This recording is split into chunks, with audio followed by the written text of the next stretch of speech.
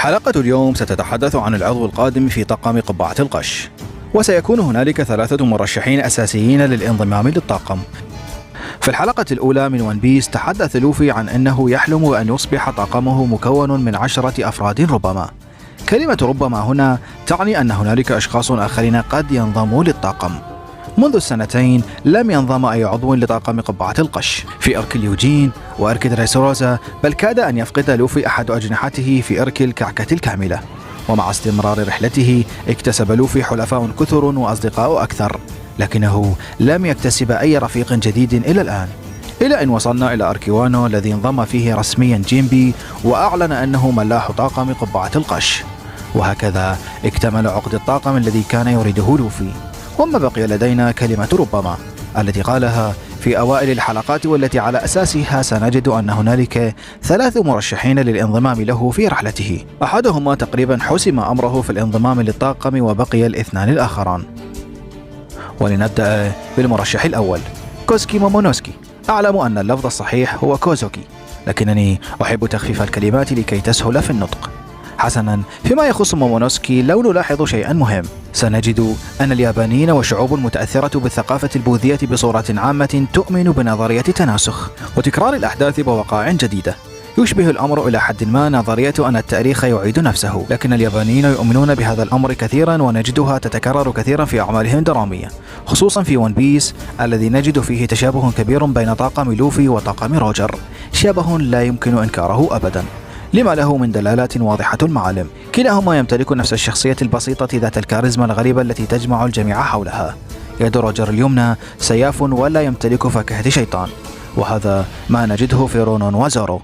وأيضا سكوبر جابان الذي يعتبر من الشخصيات الذكية التي تتخذ مواقف تجعل من انتصار الطاقم في متناول اليد، وهذا يشابه إلى حد ما سانجي وبقية الطاقم. وهنا سنصل إلى نقطة ربط الأحداث. كوسكي أودين الذي انضم إلى طاقم روجر وساعدهم ووصل معهم إلى لافتل وعرف كل شيء هناك، وكان أحد أهم الأسباب التي أوصلت روجر إلى لافتل. من باب التناسخ نجد أن مومونوسكي يشبه أباه كثيرا، وهو مرشح رائع ومنطقي على ضوء ما تقدم أن ينضم إلى طاقم لوفي. فهما أصبحا صديقين معا وحاربا جنبا إلى جنب مع بعضهما، وحتى سمعا معا حديث زونيشيا الذي لم يسمعه سواهما، إلى الوصول إلى وانو ودخولهما الحرب ومساعدة لوفي لأودين الصغير كثيرا. من الواضح أنه مرشح كامل الأهلية لأن ينضم إلى طاقم لوفي، هذا ظاهريا، لكن هنالك أمرين يجعلان من انضمامه صعب وتجعلني أستثني مومونوسكي من الالتحاق بطاقم لوفي.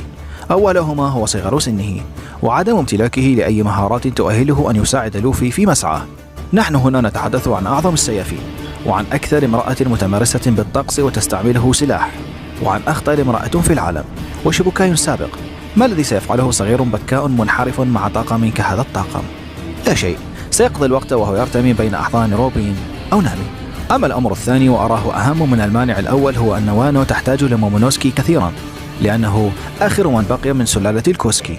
حكام وانو شرعيين، وهو من سيتسلم الحكم إذا تمكن التحالف من الانتصار على كايدو والبيج موم، والحكومة التي تريد لوضع وانو أن يستمر وأن لا يتم فتح وانو للعالم الخارجي.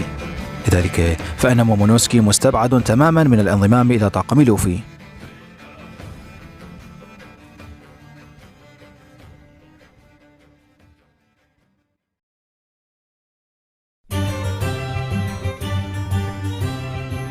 المرشح الثاني هي كاروت، وكاروت مرشحة قوية تستحق بشدة أن تنضم لطاقم قبعة القش لأسباب كثيرة ومتنوعة. أولها أنها من الميك، ولوفي بحكم سعيه لفتح وتغيير العالم سيحتاج في طاقمه مختلف الأعراق والمكونات معه. وكاروت من الميك المتحالفين مع الكوسكي في وانو، ورؤسائهم الآن هم من الذين شاركوا مع طاقم روجر وقدموا له البونيغليف الأحمر الذي ساعده في الوصول إلى لافتيل.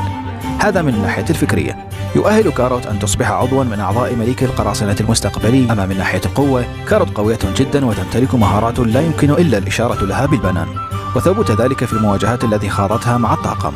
وتمتلك السولونغ، وهو الطور الثاني من القوة لدى المينك، وإلى الآن ما زالت تقاتل مع الطاقم في وانو، إلى جانب انسجامها الرائع مع الطاقم. وهذا الأمر الذي يتميز به كثيرا أصدقاء لوفي، أنهم منسجمون بشكل غير اعتيادي، وبينهم جميعا كيمياء وفيزياء وأحياء. أمزح، بينهم فقط كيمياء وفيزياء، فأودا صرح اللا أحياء بين أعضاء الطاقم.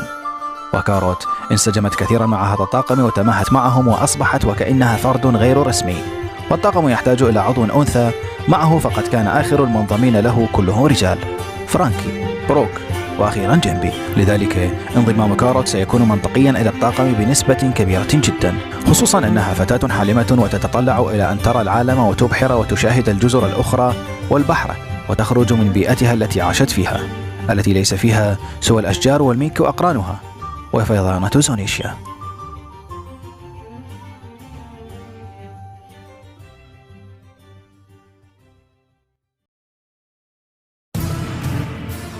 الآن ننتقل إلى المرشح الذي أجده أو أجدها أكثر المرشحين المحتملين للانضمام للطاقم، أو إنها قد حسم أمر انضمامها إن لم يستجد في الأحداث جديد.